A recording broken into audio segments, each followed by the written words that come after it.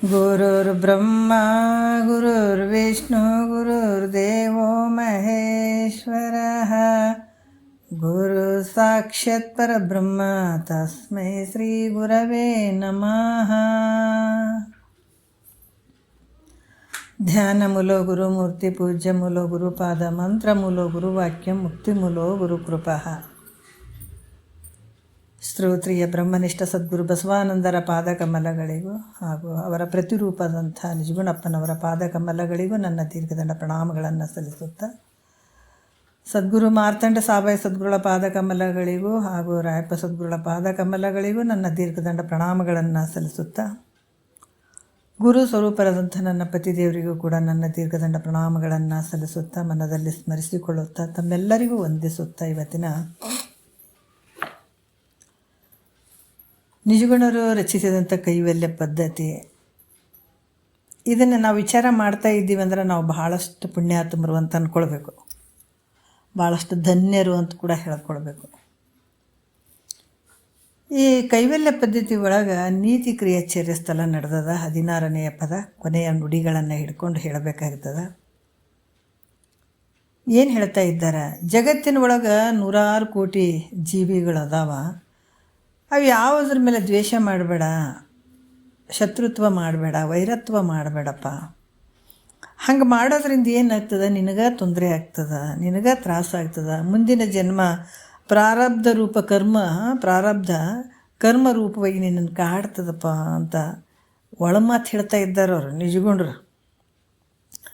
ಒಬ್ಬ ಗಂಡನ ಮನೆಗೆ ಮಗಳು ಹೋಗ್ಬೇಕಾದಾಗ ಒಬ್ಬ ತಾಯಿ ಹೇಳ್ತಾಳೆ, ಏನು ಹೇಳ್ತಾಳೆ? ಕರೆದ್ಬಿಟ್ಟು, ಅಮ್ಮ ಏನಿದ್ರು ಕೂಡ ಸಹನೆ ಮಾಡ್ಕೊಂಡು ಹೋಗು, ಎಲ್ಲ ಟೈಮ್ ಹಿಂಗೆ ಇರೋಂಗಿಲ್ಲ, ಒಂದಲ್ದು ಒಂದು ಸಲ ಸರಿ ಆಗ್ತದೆ, ಏನಿದ್ರೂ ಕೂಡ ತಾಳ್ಕೊಂಡು ಹೋಗ್ಮಳೆ ಹಿಂಗಂತ ಕೆಲವು ವಿಚಾರ ಹಿತ ನುಡಿಗಳನ್ನು ತಾಯಿ ಹೇಳಿ ಕಳಿಸ್ತಾಳೆ ಮಗಳಿಗೆ.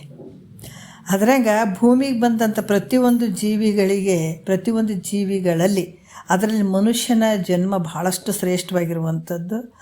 ಆ ಮನುಷ್ಯನ ಜನ್ಮ ಶ್ರೇಷ್ಠವಾಗಿರುವಂಥದ್ರ ಒಳಗಡೆ ಮುಮುಕ್ಷತ್ವ ಭಾವ ಬರುವಂತಹ ಒಂದು ಮುಮುಕ್ಷಿಗಳಿಗೆ, ಎಲ್ಲರೂ ಮನುಷ್ಯನ ರೂಪ ತೊಟ್ಕೊಂಡು ಬಂದಿದ್ದಾರೆ ಅಂದ್ರೆ ಎಲ್ಲರೂ ಮನುಷ್ಯರಾಗಕ್ಕೆ ಸಾಧ್ಯ ಇಲ್ಲ ಮಹಾತ್ಮರ ದೃಷ್ಟಿಯಲ್ಲಿ. ಆದರೆ ಮನುಷ್ಯನ ಶರೀರ ಬಂದಿದೆ, ಆದರೆ ಮನುಷ್ಯತ್ವದ ಒಂದು ಭಾವ ಇಲ್ಲ. ಅದಕ್ಕೆ ಇಂಥ ಒಂದು ಮುಮುಕ್ಷತ್ವ ಭಾವ ಬಂದಂತಹ ಮುಮುಕ್ಷಿಗಳಿಗೆ ಎಲ್ಲೋ ಒಬ್ಬರಿಬ್ಬರು ಅಷ್ಟೇ.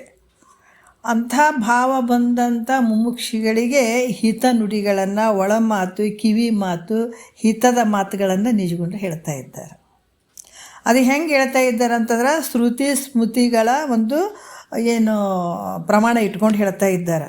ಭಗವಂತ ಹಿಂಗೆ ಹೇಳಿದನ್ನು ನೋಡ್ತಾಯಿ, ಹಿಂಗೆ ಹೇಳಿದೆ ಅಂತ ಹೇಳ್ಬಿಟ್ಟು ಜೀವಾತ್ಮನಿಗೆ ಬೋಧನೆ ಕೊಡ್ತಾ ಇದ್ದಾರೆ ಮಹಾತ್ಮರು ನಿಜಗೊಂಡ್ರು ಹೇಳ್ತಾ ಇದ್ದಾರೆ. ಅದಕ್ಕೆ 15ನೆಯ ಪದದಲ್ಲಿ ಹೇಳ್ತಾರೆ, ಎಲ್ಲರೊಡನೆ ವೈರವಿಲ್ಲದೆ ಕೂರ್ಪುದೆ ಚಂದ ಅಮಾಮ, ತಲ್ಲಣಿಸಿದೆ ನೀತಿಯಲ್ಲಿರಲ್ಲರ್ಪುದೆ ಚಂದ ಅಮಾಮ ಅಂತ ಇಲ್ಲಿ ವಿಷಯಗಳನ್ನು ಭಾಳ ಅದ್ಭುತವಾಗಿ ಹೇಳ್ತಾ ಇದ್ದಾರೆ. ನಾವು ಕೊನೆಯ ನುಡಿಗಳನ್ನು ಸ್ವಲ್ಪ ನೋಡೋಣ. ಇವಾಗ 3ನೇ ನುಡಿಯಲ್ಲಿ ಹೇಳ್ತಾ ಇದ್ದಾರೆ, ದುರಿತ ವೆಳ್ಳಿನಿತನಾದರೂ ನೇತಿಗಳಿಯುವುದೇ ಚಂದ ಅಮಮ, ದೊರಕಲೇನದರೋಳು ಪರಿಣತೆ ದಳಿಯುವುದೇ ಚಂದ ಅಮಮ, ಕರಣವನು ಅಖಿಲ ಸಂಸರಣದಿಂ ಸೆಳೆಯುವುದೇ ಚಂದ ಅಮಮ, ವರ ಪುಣ್ಯಲತೆಯ ನಾವರಿಪಂತೆ ಬೆಳೆಯುವುದೇ ಚಂದ ಅಮಮ ಅಂತ ಭಾಳಷ್ಟು ವಿಷಯವಾಗಿ ಹೇಳ್ತಾ ಇದ್ದಾರೆ. ನಿನ್ನೆ ಕರಣವನ್ನು ಅಖಿಲ ಸಂಸರಣದಿಂ ಸೆಳೆಯುವುದೇ ಚಂದ ಅಮಮ ಅನ್ನುವಂಥ ವಿಚಾರ ಬಂದಿದೆ.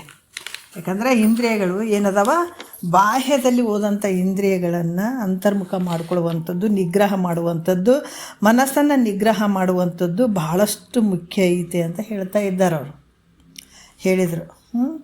ಯಾಕಂತಂದ್ರೆ ಈ ರೀತಿಯಾಗಿ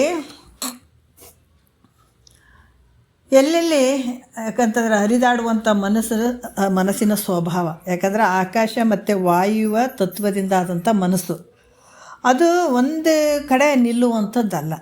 ಈ ಮನಸ್ಸು ಒಂದು ಕಡೆ ನಿಲ್ಲುವಂಥದ್ದಲ್ಲ. ಮತ್ತು ಇವನ್ ಹೆಂಗೆ ರೀ ನಾವು ತೆಗಿಬೇಕು ಅಂತ ಪ್ರಶ್ನೆ ಮಾಡಿದರೂ ಕೂಡ ಶಿಷ್ಯ ಪ್ರಶ್ನೆ ಮಾಡ್ತಾನೆ, ಯಾಕಂದ್ರೆ ಮನಸ್ಸು ಅನ್ನುವಂಥದ್ದೇ ತಿರುಗಾಡೋದು ಒಂದು ಅಭ್ಯಾಸ ಆದದಕ್ಕೆ, ಒಂದು ಕಡೆ ಕುಂತಲ್ಲಿ ಕುಂದ್ರಂಗ್ಲದು. ಅದಕ್ಕೆ ಅದ್ರ ಸ್ವಭಾವನೇ ಏನು ತಿರುಗಾಡುವಂಥದ್ದು ಐತೆ. ವಿಷಯಗಳೇ ರುಚಿ ಅಂತ ತಿಳ್ಕೊಂಬಿಡ್ತದೆ. ಶಬ್ದ, ಸ್ಪರ್ಶ, ರೂಪು, ರಸ, ಗಂಧ ವಿಷಯಾದಿಗಳದಾವಲ್ಲ, ಅದೇ ರುಚಿ ಅಂತ ಇದು ತಿಳ್ಕೊಂಬಿಟ್ಟದ. ಅವುಗಳಲ್ಲಿ ಅದಕ್ಕೆ ಹೇಳ್ತಾರೆ, ಅವುಗಳಲ್ಲಿ ಇರ್ತಕ್ಕಂಥ ಮನಸ್ಸು, ವಿಷಯಗಳಲ್ಲಿ ಇರ್ತಕ್ಕಂಥ ಮನಸ್ಸನ್ನು ಹೆಂಗೆ ತೆಗಿಬೇಕ್ರಿ ಗುರುಗಳೇ ಅಂತ ಕೇಳಿದ್ರೆ ಅದಕ್ಕೆ ಹೇಳ್ತಾರೆ, ಎಲ್ಲೆಲ್ಲಿ ಮನಸ್ಸು ಇಂದ್ರಿಯಗಳು ಹೋಗ್ತಾವೋ, ಈ ಮನಸ್ಸು ಮತ್ತು ಇಂದ್ರಿಯಗಳು ದಶೇಂದ್ರಿಯ ಒಡೆಯ ಅಂತ ಹೇಳ್ತಾರೆ. ಯಾವುದಕ್ಕೆ? ಈ ಮನಸ್ಸು 10 ಇಂದ್ರಿಯಗಳ ಒಡೆಯ ಆತ.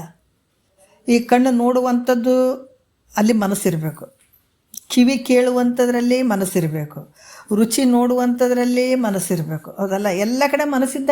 ಈಗ ಕಣ್ಣು ನೋಡ್ತಾ ಇದೆ, ದೃಶ್ಯ ನೋಡ್ತಾ ಇದೆ, ರೂಪ ನೋಡ್ತಾ ಇದೆ ಅಂತಂದ್ರೆ ಅಲ್ಲಿ ಮನಸ್ಸಿರಲಿಲ್ಲ ಅಂದ್ರೆ ಅಲ್ಲಿ ಆ ಕೆಲಸ ಆಗ್ತದೆ ಅಂದ್ರೆ ಆಗಂಗಿಲ್ಲ.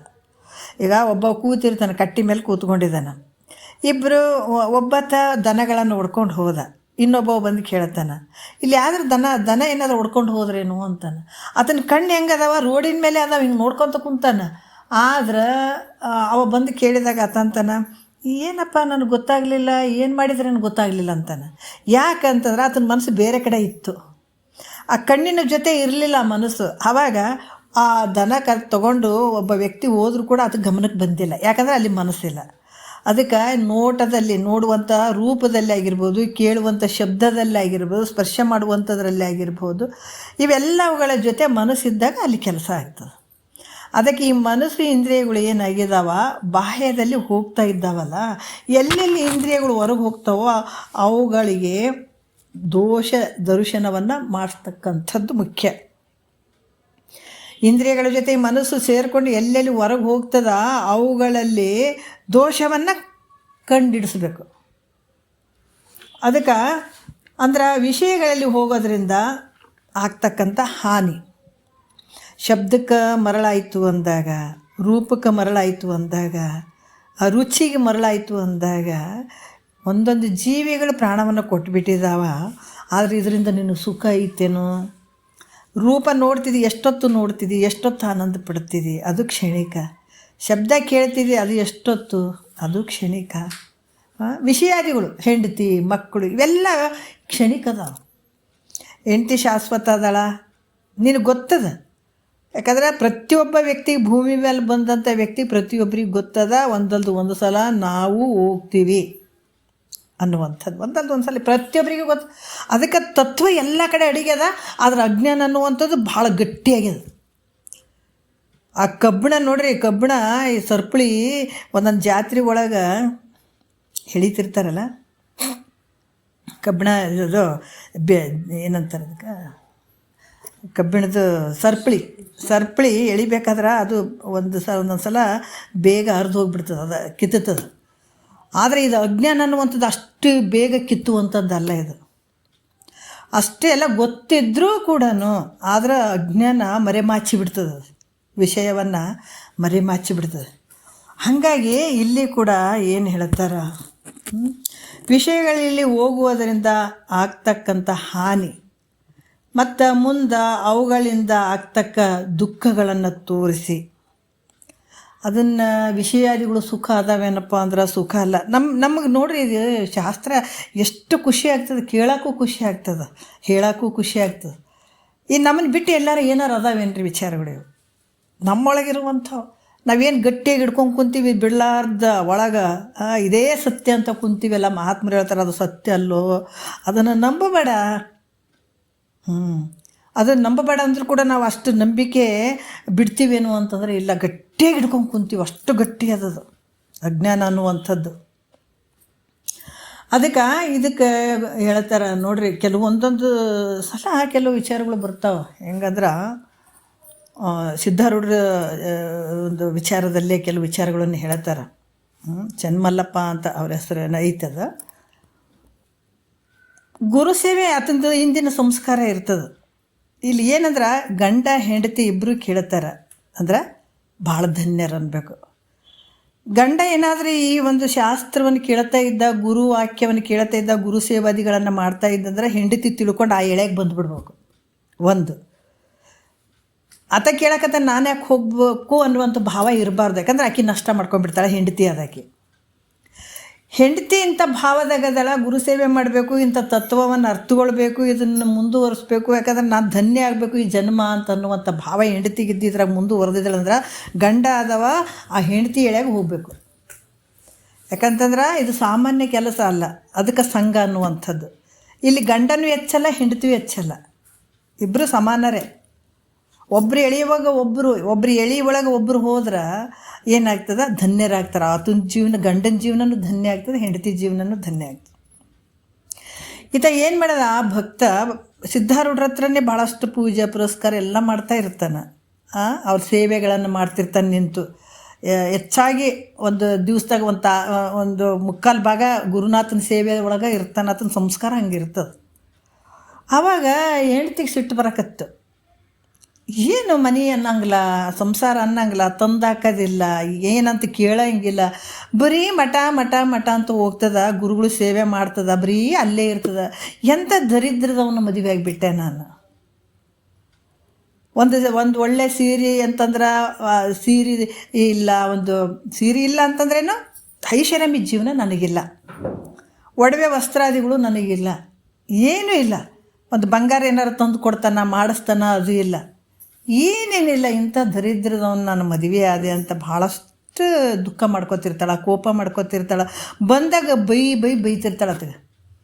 ನಿನ್ನಂಥವನು ಮದುವೆಯಾಗಿ ನಾನು ಹಿಂಗಾಗಿಬಿಟ್ಟೆ, ನಿನ್ನಂಥ ದರಿದ್ರದವನು ಮದುವೆಯಾಗಿ ನಾನು ಈ ಲೆಕ್ಕಕ್ಕೆ ಬಂದೆ ನಾನು ಅಂತ ಭಾಳಷ್ಟು ಬೈತಾಳೆ. ಅದಕ್ಕೂ ಕೇಳಿ ಸಾಕಾಗಿಬಿಡ್ತು.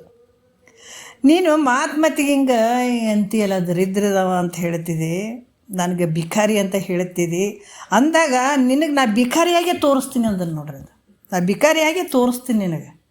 ಇದೇ ಮಾತು ಸತ್ಯ ಆಗಲಿ, ನಿನಗೆ ಹಂಗೆ ಅನಿಸ್ತದೆ ಶ್ರೀಮಂತರ ಮನೆಗೆ ಹೋಗು, ನೀನು ನನ್ನ ಬಳಿ ಇರಬೇಡ, ನಾ ತೋರಿಸ್ತೀನಿ ಅಂತಂದ್ರೆ ನೋಡ್ರಿ. ಅಂದು ಬಟ್ಟೆಯನ್ನೆಲ್ಲ ಆತ ಏನು ಹಾಕ್ಕೊಂಡಿದ್ದ ಬಿಚ್ಚಿ ಒಂದು ಕಪ್ನಿ ಥರ ಹಾಕ್ಕೊಂಡು ಕೈಯಾಗ ಅದನ್ನು ಒಂದು ಬಟ್ಟೆ ಹರ್ಕೊಂಡು ಜೋಳಿಗೆ ಮಾಡ್ಕೊಂಡು ನಿಂತು ಅಲ್ಲೇ ಭಿಕ್ಷೆಗಳನ್ನು ಬೇಡಿ, ಅದು ಸುತ್ತಮುತ್ತ ಭಿಕ್ಷೆಗಳನ್ನು ಬೇಡಿ. ಆಯ್ತು, ಇನ್ನು ನೀನು ಭಿಕಾರಿ ಅಂತ ಅಂದೆಯಲ್ಲ, ನಾನು ತೋರಿಸ್ತೀನಿ ನಿನಗೆ, ನಿನಗೆ ಏನು ಇಷ್ಟ ಬರ್ತದೆ, ಎಲ್ಲಿ ಹೋಗ್ತಿದ್ದಿ ಹೋಗು, ನಾನು ಭಿಕಾರಿನೇ ಆಗ್ತೀನಿ ಅಂತ ಹೇಳಿ ಸೀದಾ ಜೋಳಿಗೆ ಹಾಕ್ಕೊಂಡು ಸಿದ್ಧಾರೂಢರ ಅಪ್ಪರ ಹತ್ರ ಬಂದ.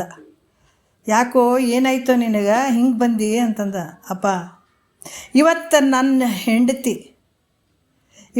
ಹೆಂಡತಿ ವೈರಾಗ್ಯ ಬೋಧನೆ, ವೈರಾಗ್ಯದ ಒಂದು ಉಪದೇಶ ಮಾಡಿದಳಪ್ಪ ನನಗೆ. ಇಷ್ಟು ದಿವಸ ನಾನು ಬೇರೆ ಲೆಕ್ಕದಾಗಿದ್ದೆ. ಇವತ್ತು ನನ್ನ ಹೆಂಡತಿ ನನಗೆ ವೈರಾಗ್ಯದ ಉಪದೇಶ ಮಾಡಿದಳಪ್ಪ, ಅದಕ್ಕಿಂತ ಸಾಕು, ನನಗೆ ಈಗ ಬಂದುಬಿಟ್ಟೆ.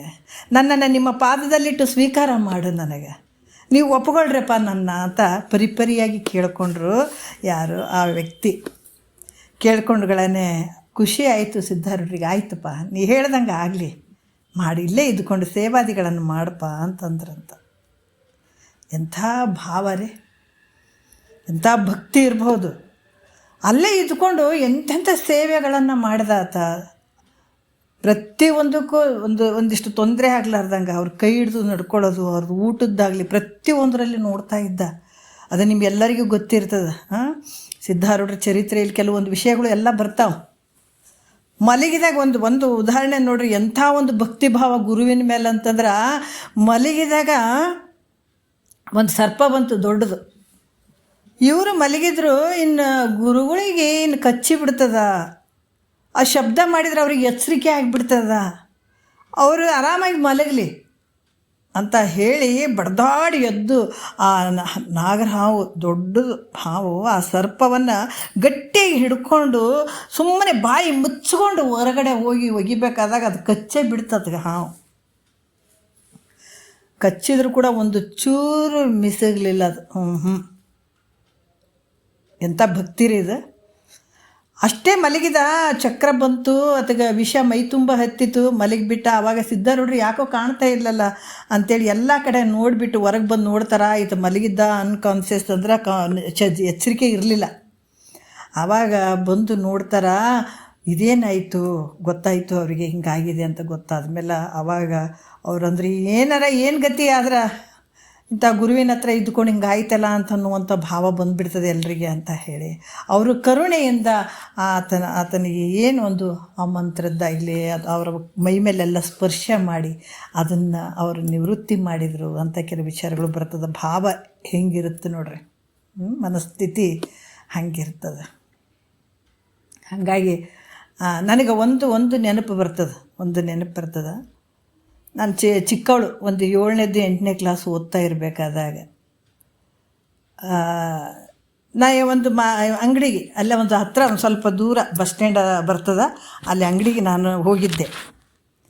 7 ಗಂಟೆ ಸುಮಾರು, 7-8 ಗಂಟೆ ಸುಮಾರು, 7-7:15 ಸುಮಾರು. ನಮ್ಮಮ್ಮ ಏನೋ ಅರ್ಜೆಂಟ್ ಬೇಕಾಗ್ಯದ ತೊಗೊಂಡು ಬಾರವ ಅಂತಂದ್ರೆ ನಾನು ಹೋಗಿದ್ದೆ.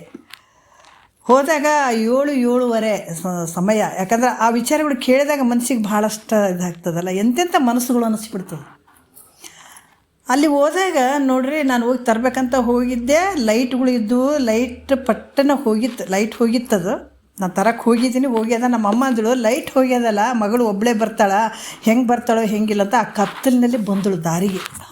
ರೋಡ್ ನಡ್ಕೊಂತ ದಾರಿಗೆ ಬಂದಾಗ ಅಲ್ಲಿ ಒಂದು ಗಿಡ ಇತ್ತು. ಅಲ್ಲಿ ಏನಾಗ್ಯದ, ಒಂದು ಹಾವು ಹೋಗ್ತಾ ಇದೆ. ಆಕೆ ನೋಡ್ಲಾರ್ದ ಹಾವಿನ ಮೇಲೆ ಕಾಲಿಟ್ಬಿಟ್ಟ ಮೇಲೆ ಅದು ತಿರ್ಗ ಹಾವು ಕಾಲಿಗೆ ಕಚ್ಚಿಬಿಟ್ಟುಗಳೇ. ಈಗ ನಮಗಾಗಲಿ ಹಾವು ಕಚ್ಚಿತಂದ್ಗನೆ ಅಲ್ಲೇ ಸತ್ತುಕೊಂಡೇ ಹೋಗಿಬಿಟ್ಟಿರ್ತೀವಿ, ಇಲ್ಲಾಂದ್ರೆ ವಾಪಸ್ ಮನೆಗೆ ಬರ್ತೀವಿ, ಹೆಂಗಾರ ಬಿಡೋಳಕ್ಕೆ ನನಗೆ ಹಾವು ಕಚ್ಚಿಬಿಡ್ತೀವಿ, ಅಲ್ಲಿ ಸತ್ತೋಗ್ಬಿಡ್ತೀನಿ ಅನ್ನುವಂಥ ಒಂದು ನಮ್ಮ ಭಾವನೆಗಳಂತೂ ಖಂಡಿತ ಇರ್ತದೆ ನಮಗೆ. ಆದರೆ ಆಕೆ ಅಷ್ಟು ಕಚ್ಚಿದ್ರು ಕೂಡ ನನಗಿದು ಹಾವು ಕಚ್ಚೋದಲ್ಲ, ನನ್ನ ಮಗಳು ಇದೇ ದಾರಿಗೆ ಬರ್ತಾಳ, ಆಕೆ ಒಬ್ಬಳೇ ಬರ್ತಾಳ, ನನಗೇನಾರ ಆಗಲಿ ನನ್ನ ಮಗಳನ್ನ ಕರ್ಕೊಂಡೇ ಬರ್ಬೇಕಂತ ಬಂದಳು ನೋಡ್ರಿ. ಅಲ್ಲಿ ತನಕ ಬಂದಳು ಆಕೆ, ಬಸ್ ಸ್ಟ್ಯಾಂಡ್ ತನಕ ಬಂದು ನನಗೆ ಹೇಳಿದಳು, ಅವ್ವ ನನಗೆ ಬರಬೇಕಾದಾಗ ಅಲ್ಲಿ ಕತ್ತಲಿತ್ತಲ್ಲ, ಹಾವಿನ ಮೇಲೆ ಕಾಲಿಟ್ಬಿಟ್ಟೆ, ನಿಜವಾಗಿ ಅದು ಭಾಳಷ್ಟು ಇದು ಅನ್ನಿಸ್ತದೆ. ಯಾವೊಂದು ಥರ ಇರ್ತಾವೆ ಮನಸ್ಥಿತಿಗಳಂತ. ಅಲ್ಲಿ ಕಾಲಿಟ್ಬಿಟ್ಟೆ, ನನಗೆ ಹಾವು ತಿರ್ಗಾ ಕಚ್ಚಿಬಿಡ್ತು ಅಂದಳು. ಬಟ್ ನನಗೆ ಫುಲ್ಲು ಟೆನ್ಷನ್ ಆಗಿಬಿಡ್ತು, ಏನಾಗ್ಬಿಡ್ತದೋ ಏನಂತ. ಆದರೂ ಕೂಡ ಆಕೆ ಮೆಲ್ಲಕ್ಕೆ ಹಿಂದಿಂದ ಬಂದಳು, ನಾನು ಮುಂದೆ ಬಂದೆ. ಮತ್ತು ಅದಕ್ಕೆ ಏನೋ ಟ್ರೀಟ್ಮೆಂಟ್ ಅದೆಲ್ಲ ಮಾಡಿ ಅದು ಸರಿಯಾಯಿತು. ಅದಕ್ಕೆ ಕೆಲವು ಸಲ ನೋಡ್ರಿ, ಮನಸ್ಸು ಅನ್ನುವಂಥದ್ದು ನಾವು ಯಾವ್ಯಾವ ಭಾವನೆಗೆ ತೊಗೊಂಡು ಹೋಗ್ತೀವಿ ಆಯಾ ರೀತಿಯಿಂದ ಬರುವಂಥದ್ದು. ಇಲ್ಲಿ ಕೂಡ ಹೇಳ್ತಾರ, ಯಾವುದೋ ಮಿಥ್ಯವಾಗಿರುವಂಥದ್ದು ಯಾವುದ್ಯಾವುದಕ್ಕೋ ನಾವು ಅದರಿಂದ ಬೆನ್ನು ಬಿದ್ದು ನಾವು ಪ್ರತಿಯೊಂದು ಮನಸ್ಸನ್ನು ನಾವು ಅದನ್ನು ತಿಳ್ಕೊಂಡು ಒಂದು ನಮ್ಮ ಹದ್ದು ಬಸ್ತಿನಲ್ಲಿ ಇಟ್ಕೊಳ್ಳುವಂಥದ್ದು ನಮ್ಮ ಒಂದು ಕರ್ತವ್ಯ ಇರ್ತದೆ. ಮನಸ್ಸನ್ನು ನಿಗ್ರಹ ಮಾಡುವಂಥ ಕರ್ತವ್ಯ ನಮ್ಮದೇ ಇರ್ತದೆ. ಅದು ನಾವು ಹೇಳ್ದಂಗೆ ಕೇಳ್ತದೆ, ಅದು ಸ್ವಲ್ಪ ಪ್ರಯತ್ನ ಮಾಡಬೇಕು ಅದಕ್ಕೆ. ಇಲ್ಲಾಂದ್ರೆ ಅದು ನಮ್ಮನ್ನು ಕೈ ಬಿಟ್ಟು ಹೋಗಿಬಿಡ್ತದೆ. ಆ ಮನಸ್ಸು ಕೈ ಬಿಟ್ಟು ಹೋಯ್ತಂದ್ರೆ ನಾವು ಏನನ್ನು ಪಡ್ಕೊಳಕ್ಕೆ ಸಾಧ್ಯ ಇಲ್ಲ. ಸಂಸಾರದಲ್ಲಿ ಆದರೂ ಕೂಡ ನಾವು ಮನಸ್ಸು ಗಟ್ಟಿನೇ ಇಟ್ಕೋಬೇಕಾಗ್ತದೆ, ಹೌದಿಲ್ಲ? ನಾವು ಸಂಸಾರದಾಗ ಏನು ಬೇಕಾದ್ರೂ ಮಾಡ್ತೀವಿ ಅಂದ್ರೆ ಆಗ್ತದನ? ಆಗಂಗಿಲ್ಲ. ಅದಕ್ಕೆ ಜ್ಞಾನವನ್ನು ಪಡ್ಕೊಳ್ಬೇಕಾದ್ರೆ ನಾವು ಮನಸ್ಸನ್ನು ಕೈಯಾಗೆ ಹಿಡ್ಕೊಳ್ಬೇಕು. ಅದನ್ನು ಹಂಗೆ ಬಿಡೋಂಗಿಲ್ಲ, ಅದನ್ನು ಗಟ್ಟಿಯಾಗಿ ಹಿಡ್ಕೊಳ್ಬೇಕಾಗ್ತದೆ. ಅದಕ್ಕೆ ಈ ವಿಷಯಗಳಿಂದ ಹೋಗಿಬಿಟ್ಟು ಅದ್ಭುತವಾದಂಥ ಒಂದು ಜ್ಞಾನವನ್ನು ನಾವು ಕಳ್ಕೊಳ್ತೀವಲ್ಲ, ಅದಕ್ಕೆ ಮಹಾತ್ಮರು ಹೇಳ್ತಾರೆ, ಭಾಳ ಚಂದ ಹೇಳ್ತಾರೆ, ಆ ವಿಷಯಗಳ ದೋಷ ದರ್ಶನ ಆಗಬೇಕು ಈ ಮನಸ್ಸಿಗೆ. ಸುಮ್ಮನೆ ಇದು ಕಂಟ್ರೋಲ್ ಮಾಡೋಕ್ಕಾಗ್ತದೇನು ರೀ ಮನ್ಯಾಗ ಕೂತ್ಕೊಂಡಾಗ? ಇಲ್ಲ, ಗುರುವಾಕ್ಯನೂ ಕೇಳಂಗಿಲ್ಲ ರೀ, ನಾವು ಅದು ಬಯಸಂಗಿಲ್ಲ ರೀ, ಇದು ಬಯಸಂಗಿಲ್ಲ. ಯಾಕಂದ್ರೆ ಒಳಗೆ ಇರ್ತದೆ, ಬಯಕೆ ಇರ್ತದೆ, ಅದು ಬೇರೆ ಸಮೇತ ಸುಟ್ಟು ಹೋಗಬೇಕು. ಆ ಒಂದು ವಿಷಯಾದಿಗಳ ಮೇಲೆ ಅರಿಯುವಂಥ ಈ ಮನಸ್ಸನ್ನು ಬೇರೆ ಸಮೇತ ಸುಡಬೇಕು ಅಂತಂದ್ರೆ ಗುರುವಾಕ್ಯನೇ ಭಾಳ ಮುಖ್ಯ ಆಗ್ತದೆ. ಆವಾಗ ದೋಷ ದರ್ಶನ ಆಗಬೇಕಲ್ಲಿ. ಅದಕ್ಕೆ ಅರಿದು ಅನಿತಾದಿ ವಿಷಯದೋಳುಳ್ಳ ದೋಷವನ್ನು ತೊರೆದವನು ಮರಳಿ ಮೋಹಿಸದೆ ಚಲಿಯಾಗಿ ಕೊರತೆ ಇಲ್ಲದೆ ಶಂಭು ಲಿಂಗದಂತಿರೆ ಭೋಗ ದೆರಕವಿಲ್ಲದುದೀಗ ಪರಮ ವೈರಾಗ್ಯ ಅಂತ ಹೇಳ್ತಾರೆ. ದೋಷ ದರ್ಶನ ಮಾಡಬೇಕು. ಅದಕ್ಕೆ ಮತ್ತು ಇನ್ನೊಂದು ಸಲ ಹೋಗಂಗಿಲ್ಲ. ಅದು ದೋಷ ದರ್ಶನ ಮಾಡಲಿಲ್ಲ ಅಂದ್ರೆ ಪದೇ ಪದೇ ಪದೇ ಪದೇ ಮತ್ತು ವಿಷಯಗಳ ಮೇಲೆ ಹೋಗ್ತದೆ ಅದು ಮನಸ್ಸು. ನೀ ಅದನ್ನು ಇದು ಮಾಡ್ಕೊಂಡ್ರು ಕೂಡ ಅದು ಮತ್ತೆ ಅದು ಕೇಳಂಗಿಲ್ಲ. ಅದಕ್ಕೆ ಈ ನೋಡಪ್ಪ ಹಿಂಗೆ ಹೋಗ್ತದಲ್ಲ, ಮನಸ್ಸಿಗೆ ಹೇಳ್ಬೇಕು, ನೋಡಿ ಹಿಂಗೆ ಹೋದ್ರೆ ಇದರಿಂದ ಕಷ್ಟ ಅದ, ಇದ್ರಾಗ ಏನೈತಂತ ನೀನು ಬಯಸ್ತಿ ಹೇಳು. ಈ ಇಹಲೋಕದಲ್ಲಿರುವಂಥ ಭೋಗಗಳನ್ನು ನೀ ಬಯಸ್ತೀಯಲ್ಲ, ಆದರೆ ಏನೈತಿ ಹೇಳು. ಈಗ ಎಲ್ಲರೂ ಬಿಟ್ಟು ಹೊಂಟಾರೆ, ನೀನು ಬಿಟ್ಟು ಹೋಗವನೇ. ಏಟು ಗಳಿಸಿದ್ರೆ ಇಲ್ಲೇ ಬಿಟ್ಟು ಹೋಗವನೇ. ಏನಾದರೂ ತೊಗೊಂಡು ಹೋಗ್ತೀಯನ ನೀನು? ಏನು ತೊಗೊಂಡು ಹೋಗೋಕ್ಕೆ ಬರೋಂಗಿಲ್ಲ. ನಿನ್ನ ಜೊತೆ ಬರುವಂಥದ್ದು ಒಂದು ಪಾಪ ಪುಣ್ಯ ಅನ್ನುವಂಥದ್ದು ಎರಡೇ ಬರ್ತಾವೆ. ಹಾಗಾಗಿ ಇವು ಯಾವ ನಿನ್ನ ಜೊತೆ ಬರೋಂಗಿಲ್ಲ, ಅದಕ್ಕೆ ಬಯಸಬೇಡ. ಬರೋದು ಬಂದೇ ಬರ್ತದೆ, ಹೋಗೋದು ಹೋಗೇ ಹೋಗ್ತದಂತ ಈ ರೀತಿ ವಿಷಯಗಳ ಒಂದು ದೋಷ ದರ್ಶನ ಮಾಡಿಸಿದ್ರೆ ಆ ವಿಷಯ ಏನು ಆ ಮನಸ್ಸು ಒಂದು ಕಡೆ ನಿಲ್ಲುತ್ತದೆ.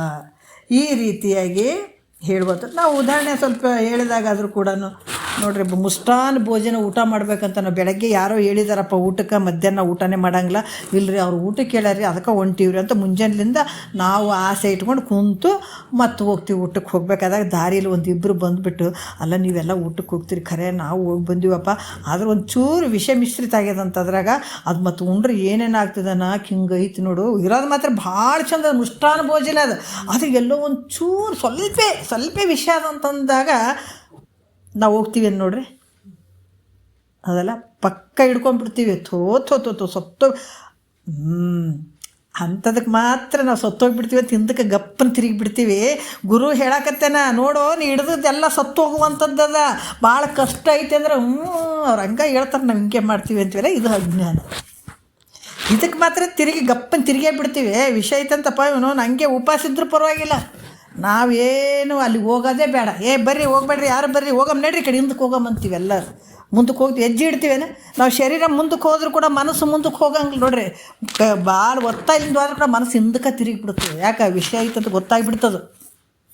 ಮೊದಲು ಹೋಗ್ಬೇಡ್ರಿ, ಮನೆಗೆ ಊಟ ಮಾಡಿರಿ ಚೆಂದಾಗಿ, ಅಲ್ಲೇನು ಭಾಳ ಗದ್ದಲಿರ್ತಂದು ಮನೆಗೆ ಹಿರಿಯೋರು ಅಂದ್ರೂ ಕೂಡ ನಾವು ಕೇಳಿರಂಗಿಲ್ಲ. ನಿಮಗೇನು ಗೊತ್ತದ, ನಾವು ಅಲ್ಲಿ ಊಟಕ್ಕೆ ಹೋಗ್ತೀವಂತ ವಾದವರು ಯಾವಾಗ ವಿಷಯಗಳಲ್ಲಿ ದೋಷ ಐತೆ ಅಂತ ಗೊತ್ತಾಯಿತು, ಊಟದಲ್ಲಿ ದೋಷ ಐತೆ ಅಂತ ಗೊತ್ತಾಯಿತು, ತಿರ್ಗಾ ಬಂದುಬಿಟ್ಟಿವಿ ವಾಪಸ್. ಯಾರು ಹೇಳೋದು ಬೇಡ ಕೇಳೋದು ಬೇಡ, ಮಂದ ಬಿಡ್ತೀವಿ. ತಿರ್ಗಾ ಹೋಗ್ಬೇಕಂತ ಆಸೆ ಆಗ್ತದೆ ಅಂದ್ರೆ ಆಗಂಗಿಲ್ಲ, ಯಾಕಂದ್ರೆ ಅದ್ರಾಗ ವಿಷಯ ಐತೆ, ಸಾಯ್ತೀವಿ. ಇಲ್ಲಿನ ಗೊತ್ತು ಮಾಡ್ಕೊಳ್ಬೇಕಾಗಿದೆ. ಹೆಂಗೆ ಗೊತ್ತು ಮಾಡ್ಬೇಕಾಗಿದೆ, ನೀ ಮಾಡುವಂಥ ಸಂಸಾರ ಗಟ್ಟಿಯಾಗಿ ಇದೇ ಸತ್ಯ ಅಂತಂದಿಯಲ್ಲ, ಅದು ಸತ್ಯ ಅಲ್ಲ, ಮಾಡಂಗೆ ಮಾಡು. ಆದ್ರೆ ಇದ್ರ ಮೇಲೆ ಮೋಹ ಇಡಬೇಡ, ಇದ್ರ ಮೇಲೆ ಮನಸ್ಸು ಇಡಬೇಡ. ಇದ್ರ ಮೇಲೆ ಮನಸ್ಸು ಇಟ್ಟಂದ್ರೆ ಇದು ತಪ್ಪಿಸ್ಕೋತಿದ್ದಿ, ನಿತ್ಯವಾದ ಆನಂದವನ್ನು ತಪ್ಪಿಸ್ಕೊಳ್ತಿದ್ದಿ. ಅದಕ್ಕೆ ಇದಕ್ಕೆ ಸುಮ್ಮನೆ ಟೆಂಪ್ರವರಿಗೆ ಮನಸ್ಸಿಡು, ಶಾಶ್ವತವಾದಂಥ ಮನಸ್ಸಿಗೆ ಕಡಿಡು. ಇಲ್ಲ ಇಷ್ಟೇ ಗಂಟಲಿಂದ ಇಷ್ಟೇ ಪ್ರೀತಿ ಪ್ರೇಮ ಮಾಡಿ ಎಲ್ಲ ಹೆಂಡ್ತಿ ಮಕ್ಳಿಗೆ ಮತ್ತು ಅವಕ್ಕೆ ಬೈಯೋದು ಹೊಡೆಯೋದು, ಸಂಸಾರ ಹಂಗಾಯ್ತಿಂಗ ಅಂತ ಏನು ಮಾಡೋಕ್ಕೆ ಹೋಗಬೇಡ. ಅವ್ರನ್ನ ಕಿಲ್ಲಿ ಕುತ್ತಿಗೆಯಿಂದ ಆಟೆ ಪ್ರೇಮ ಮಾಡಿದಂಗೆ ಮಾಡಬೇಕು. ಒಳಗಡೆ ಪರಮಾತ್ಮನ ಚಿಂತನೆ ನಡೆದೇ ಇರಬೇಕು. ಯಾಕಂದ್ರೆ ನನ್ನ ಕೆಲಸ ಆಗಬೇಕಲ್ಲ, ಭೂಮಿಗೆ ಬಂದಿದ್ದೀನಿ, ಅವ್ರ ಕೆಲಸನ ಆಗಬೇಕು. ಇಷ್ಟು ಕುತ್ತಿಗೆಯಿಂದ ಈಚೆ ಕಡೆನೇ ಅವ್ರಿಗೆ ಪ್ರೀತಿ ಪ್ರೇಮ ಎಲ್ಲ ತೋರಿಸ್ಬೇಕು. ಅದ್ರ ಒಳಗಡೆ ನನ್ನ ಕೆಲಸ ಆಗಬೇಕು, ಭಗವಂತನ ಚಿಂತನೆ ಮಾಡಬೇಕು, ಗುರುವಾಕ್ಯವನ್ನು ತುಂಬ್ಕೋಬೇಕು, ಅದನ್ನು ಮೆಲಕ್ಕೆ ಹಾಕಬೇಕು.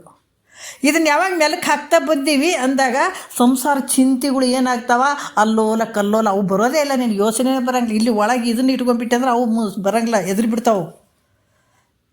ಯಾವುದೇ ಕಷ್ಟ ಆಗಲಿ ನೋಡ್ರಿ, ಇದನ್ನು ತಿಳ್ಕೊಳ್ಳಾರ್ದವ್ರಿಗೆ, ಲೌಕಿಕದಾಗ ಇದ್ದವ್ರಿಗೆ ಒಂದೊಂದು ಕಷ್ಟ ಬಂದ್ರೆ ಎದ್ದೇಳಕ್ಕೆ ಬರೋಂಗಿಲ್ಲ, ನೆಲಕ್ಕೆ ಬಿದ್ದಂಗೆ ಆಗಿಬಿಡ್ತದೆ, ಅಷ್ಟು ಕಷ್ಟ ಅದು. ಇದು ಸಂಸಾರ ಅಂದ್ರೆ ಏನು ಸುಮ್ಮನೆ ಅಲ್ಲ. ಆದರೆ ಇದನ್ನು ದಾಟಕ್ಕೆ ಇದನ್ನು ಹಿಡಿತ ಹೇಳ್ಕೊಟ್ಟವರು ಅಂದರೆ ಸದ್ಗುರು ಮಾತ್ರ. ಎಷ್ಟೋ ಜನ ಕೋಟಿ ಇದ್ದವ್ರು ಸತ್ಕೊಂಡು ಹೋಗಕತ್ತಾರೆ ಸಂಸ್ಕಾರ ಇರಲಾರ್ದಕ್ಕೆ. ಸಂಸ್ಕಾರ ಅನ್ನುವಂಥದ್ದು ಭಾಳ ಮುಖ್ಯ ಮನುಷ್ಯನಿಗೆ. ಎಷ್ಟು ಕೋಟಿ ಇದ್ದರೂ ಕೂಡ ನಿನಗೇನು ಮಾಡೋಕ್ಕಾಗಂಗಿಲ್ಲ, ಎಷ್ಟು ಸಂಪತ್ತಿದ್ರೂ ಏನು ಮಾಡೋಕ್ಕಾಗಂಗಿಲ್ಲ ಅದ್ರ ಜೊತೆ ಸಂಸ್ಕಾರ ಇರದೇ ಇದ್ರೆ. ಅದಕ್ಕೆ ಈ ರೀತಿಯಾಗಿ ಗುರುವಾಕ್ಯವನ್ನು ಅದನ್ನು ತಗೊಂಡು ಈ ವಿಚಾರವನ್ನು ಮಾಡಬೇಕಾಗ್ತದ. ಅದಕ್ಕೆ ಇದನ್ನೇ ಮೆಲುಕು ಹಾಕಬೇಕಾಗ್ತದ. ಅದಕ್ಕೆ ಇಂದ್ರಿಯಗಳು ಈ ವಿಷಯಗಳಿಂದ ಹಿಂದಿರುಗಿಸ್ಬೇಕಾಗ್ತದೆ, ಆ ಕಡೆ ವಿಷಯಗಳ ಕಡೆ ಬಿಡಬಾರ್ದು. ಬಿಟ್ಟದಕ್ಕೆ ಈ ಜನ್ಮ ಬಂದದ, ಇಷ್ಟು ಕಷ್ಟ ಬಂದದ. ಅದಕ್ಕೆ ಈ ರೀತಿಯಾಗಿ ಈ ವಿಷಯಗಳಿಂದ ಸೆಳೆಯುವುದೇನುಂಟೋ ಅದು ಜೀವನಿಗೆ ಯೋಗ್ಯ ಅಂತ ಕೂಡ ಹೇಳ್ತಾರೆ. ಮತ್ತು ವರಪುಣ್ಯಲತೆಯನ್ನು ಆವರಿಪಂತೆ ಬೆಳೆಯುವುದೇ ಚಂದಮಾಮ, ಬೆಳೆಯುವುದೇ ಚಂದಮಾಮ ಅಂದ್ರೆ ವರಪುಣ್ಯಲತೆ ಏನು, ಲತೆ ಅಂದ್ರೆ ಬಳ್ಳಿ ಅಲ್ಲ, ವರಪುಣ್ಯ ಅನ್ನುವಂಥ ಬಳ್ಳಿಯನ್ನು ಅದನ್ನು ಹೆಚ್ಚು ಮಾಡ್ಬೇಕು, ಬೆಳೆಸಬೇಕು ಅಂತ ಹೇಳ್ತಾರೆ. ಹೆಂಗಂದ್ರೆ ಹೇಳ್ತಾರೆ ಅವರು, ಕರ್ಮಗಳನ್ನು ಮಾಡುವುದರಿಂದ. ಯಾವ ಕರ್ಮ?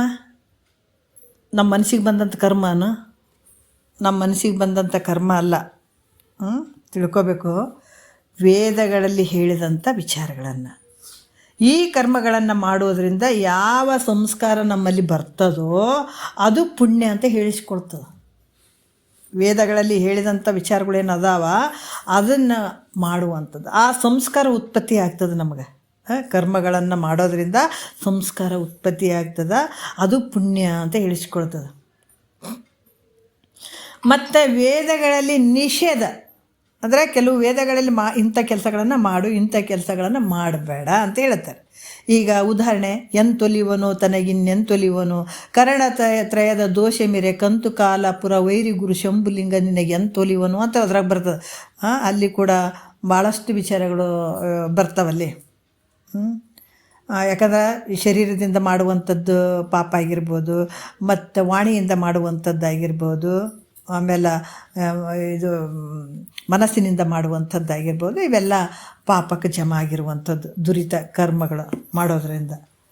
ಅದಕ್ಕೆ ಇಲ್ಲಿ ಕೂಡ ಹೇಳ್ತಾರೆ, ಏನು ಹೇಳ್ತಾರೆ, ವೇದಗಳಲ್ಲಿ ಇಂಥ ಕೆಲಸಗಳನ್ನು ಮಾಡಬಾರ್ದು ಅಂತ ಐತೆ. ಅವನ್ನು ನಿಷೇಧಿಸಲ್ಪಟ್ಟಂತಹ ಕರ್ಮಗಳನ್ನು ಮಾಡೋದರಿಂದ ಯಾವ ಸಂಸ್ಕಾರ ಉತ್ಪತ್ತಿ ಆಗ್ತದೋ ಅದು ಪಾಪ ಅಂತ ಹೇಳಿಸ್ಕೊಳ್ತದೆ. ಇಂಥ ಮಾಡಬಾರ್ದು ಅಂತ ಅಂದರೂ ಕೂಡ ಮಾಡ್ತಾನೆ, ಮಾಡಿದಾಗ ಆ ಸಂಸ್ಕಾರದಿಂದ ಕೆಲವು ಉತ್ಪತ್ತಿ ಆಗ್ತವೆ. ಅದು ಏನಾಗ್ತದಪ್ಪ ಅಂದ್ರೆ ಅದು ಪಾಪ ಅಂತ ಹೇಳಿಸ್ಕೊಳ್ತದೆ. ಅದಕ್ಕೆ ಈ ವೇದದಲ್ಲಿ ಹೇಳಿದಂಥ ಕರ್ಮಗಳಿಂದ ಯಾವ ಪುಣ್ಯ ಉತ್ಪತ್ತಿ ಆಗ್ತದೋ ಆ ಪುಣ್ಯಕ್ಕೆ ಅಂದ್ರೆ ಆ ಪುಣ್ಯಕ್ಕೆ ವಿಲಕ್ಷಣವಾಗಿರುವಂಥ ಪುಣ್ಯ ಏನಾಗ್ತದೆ ಅದು ವರ ಪುಣ್ಯ ಅಂತ ಹೇಳಿಸ್ಕೊಳ್ತದೆ. ಪುಣ್ಯ ಇರ್ತದೆ, ಅದಕ್ಕೆ ವಿಲಕ್ಷಣವಾಗಿರುವಂಥದ್ದು ವರ ಪುಣ್ಯ, ಶ್ರೇಷ್ಠವಾದಂಥ ಪುಣ್ಯ ಅಂತ ಹೇಳಿಸ್ಕೊಳ್ತದೆ.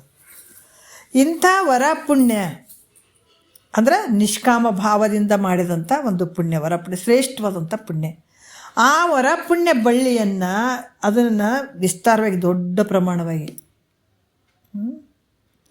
ಈ ದೊಡ್ಡ ಒಂದು ಪ್ರಮಾಣವಾಗಿ ಆ ಬಳ್ಳಿಯನ್ನು ವರಪುಣ್ಯವಾದ ಬಳ್ಳಿಯನ್ನು ಹಬ್ಬಿಸುವಂಥದ್ದು ಜೀವನಿಗೆ ಯೋಗ್ಯ ಅಂತ ಹೇಳ್ತಾರೆ. ಇದು ಜೀವನಿಗೆ ಯೋಗ್ಯ ಅಂದ್ರೆ ವಿವೇಕಿಯಾದಂಥ ಪುರುಷ ಮೊದಲು ಏನು ಮಾಡಬೇಕು, ವೈರಾಗ್ಯವನ್ನು ಸಂಪಾದಿಸಬೇಕು.